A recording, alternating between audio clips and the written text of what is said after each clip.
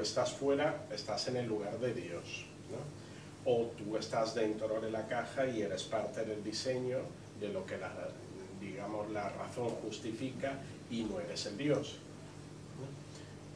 Pero hoy día es súper evidente que estamos en una situación altamente polifacética, o sea, en algunos aspectos de la vida social y por lo tanto del pensamiento que desarrolla esta vida social, yo me encuentro fuera o dentro de la caja, según las cosas. No, hay situaciones si que yo pueda gestionar y otras que no. Por ejemplo. Es que si quitas a Dios, no hay fuera de la caja, solo está la caja. No hay posibilidad de salir fuera de la caja. No que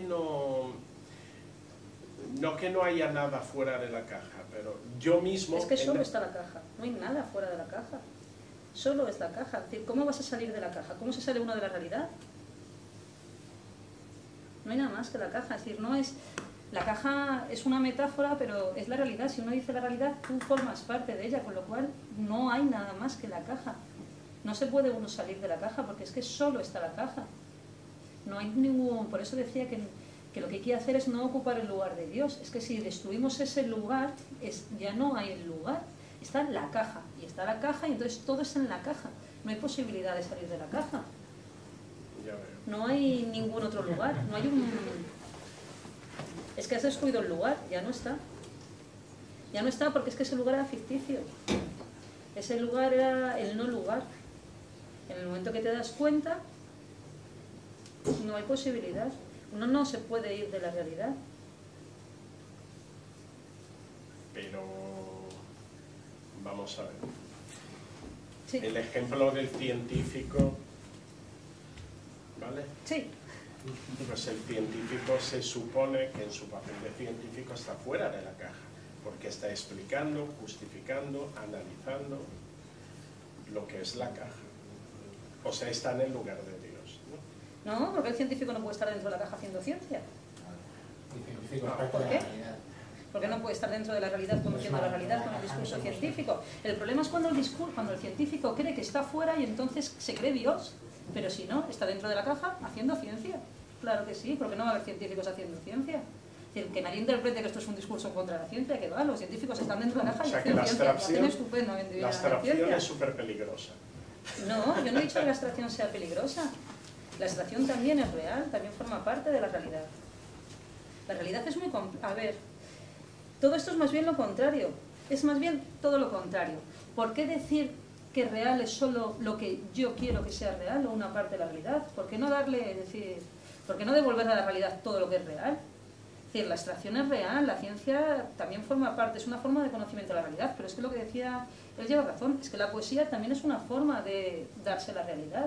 ¿Por qué no va a poder haber, por qué va a tener que desaparecer la poesía como algo digno de la subjetividad creadora? No, es algo que se da en la realidad. Es decir, es que dentro de lo real existe el sujeto de conocimiento, que somos nosotros, que nos preguntamos por la realidad. Vale, sí, pues esto es una cosa que se da en lo real. Dentro de lo real existen seres que no se preguntan por ellas y existen otros que somos nosotros que nos preguntamos por la realidad. Vale, estupendo, pues ahí estamos. Pero no tenemos por qué por eso creernos más. Eso es otra de las cosas, por ejemplo, es un legado, es otro de los legados del cristianismo. Claro, es que el hombre no es como el resto de los seres en la naturaleza, porque Dios lo crea a su imagen y semejanza, y entonces es superior a los animales, es superior al resto de la obra humana, y entonces nosotros nos creemos el ombligo del universo, somos el ombligo de la realidad, nosotros. Había una teoría que reforzaba ese pensamiento, ese discurso de pensamiento, en la que no se podía observar nada sin interaccionar con ello. ¿En la ciencia? No lo del sé principio de incertidumbre de Heisenberg. Eso quizá refuerza la idea de que somos partícipes de eso, y estamos dentro de esa realidad, de esa materia, y hasta cuando observamos, al estar dentro estamos interaccionando con lo que observamos. Sí, lo que pasa es que el principio de incertidumbre es cierto. Antes que eso está en Kant. Kant dice que toda realidad es un fenómeno, realidad conocida por un sujeto, que no tenemos acceso a la real realidad de forma bestia, por decirlo de alguna forma, sino que la realidad conocida siempre es realidad transformada por nuestras condiciones de posibilidad de conocimiento. Sí, lo que dice Heisenberg es en el conocimiento de lo microscópico. Realmente lo que está diciendo es al conocerlo lo transformamos porque le transmitimos energía. Sí, pero que no es algo que sea un enunciado científico, es simplemente si es tan complejo y ha dado tantos problemas y ha sido una vía tan angosta y solo al final ha llevado a lo que es nuestra sociedad, pues habrá que probar a pensar otra vía de pensamiento. Si durante tantos siglos hemos pensado que el pensamiento y la realidad son heterogéneos y esto lo que ha supuesto siempre es la necesidad de un puente, que insisto, se llame Dios, se llame razón, se llame hombre, todos han ocupado el mismo lugar y todos han sido la misma cara con disfraces distintos, probemos a pensar de otra manera. Probemos a pensar de otra manera porque es que estamos destruyendo el planeta, es que estamos acabando con las otras culturas, es que nos va la vida en ello. ¿Hasta qué punto supera toda esta teoría dualista que estás exponiendo la teoría de la relatividad de Einstein? ¿Que hasta qué punto supera la teoría de Descartes a la de Einstein? No, al revés. La de Einstein, o sea, el dualismo, para mí, se ve superado por Einstein, pero yo no soy en filosofía nada más que un lego. ¿Cómo lo ves?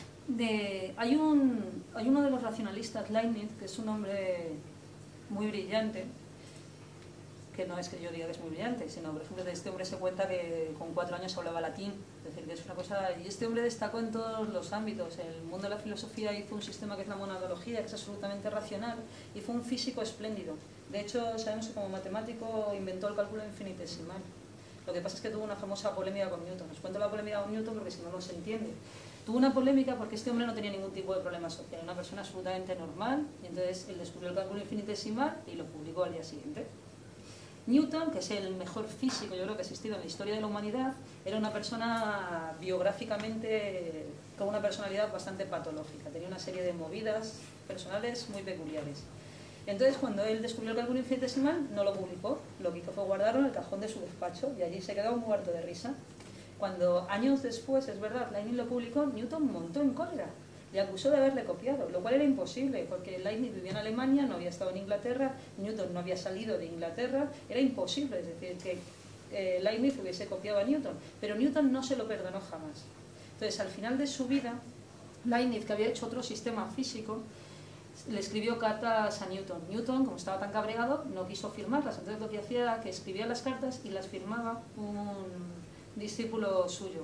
Y están publicadas las correspondencias entre Leibniz y Clark. Clark es Newton, lo que pasa es que como se negó a firmarla. Entonces en esta se hablan de eso, es decir, hablan de la física y se plantean el sistema que Newton acaba de hacer y Leibniz le saca bastantes pegas, porque le hace toda una serie de críticas. Y luego lo que ha pasado es que la teoría de la relatividad se parece más a lo que decía Leibniz que lo que de hecho decía Newton.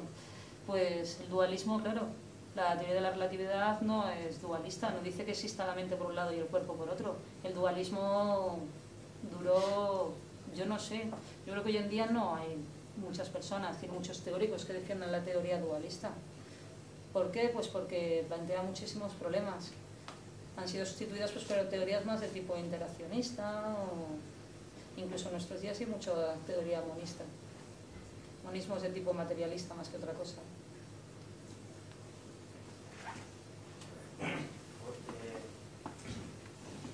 Yo es que tengo una duda. De todas las cosas que estamos hablando,